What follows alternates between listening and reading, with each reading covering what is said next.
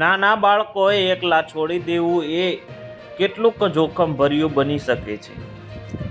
એનું જાગતું ઉદાહરણ હાલ સામે આવ્યું છે. એક માતા માત્ર થોડા ક્ષણો માટે તેની નાની દીકરીને ઘરમાં એકલા મૂકીને બહાર ગઈ હતી. જોકે એ થોડા ક્ષણોમાં જે બન્યું જે જોઈને દરેક માતાએ સમજી જવું કે નાના બાળકોને ઘરમાં એકલા મૂકી દેવામાં આવે તો તેનું પરિણામ શું આવે. આજે સવારે કાતરજ પૂર્ણેથી એક ચોંકાવનારી ઘટના સામે આવી છે. એક માતા પોતાની મોટી દીકરીને સ્કૂલે મૂકવા માટે થોડા સમય માટે ઘરમાંથી બહાર ગઈ હતી. આ દરમિયાન તેની 4 વર્ષની નાની દીકરીને તેણે ઘરમાં એકલી મૂકી હતી.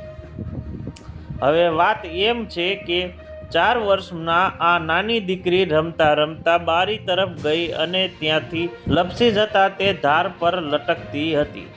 જોકે સદભાગ્યે ફાઇટર યોગેશ ચૌહાણે બાળકીને બારી પર લટકતા જોઈ હતી. આ દ્રશ્ય જોઈ બાદ યોગેશ ચૌહાણ તરફ જ બાળકીને ઘર તરફ દોડી આવ્યો. ફાયર ફાઇટ મદદ કરવા માટે દરવાજો તોડી પ્રયત્ન કર્યો પણ એટલામાં જ બાળકીના માતા પછી આવી ગઈ અને દરવાજો ખોલી દીધો. જણાવી દઈએ કે સમયની કાર્યવાહી છોકરીને સલામતી બચાવી લેવામાં આવી હતી.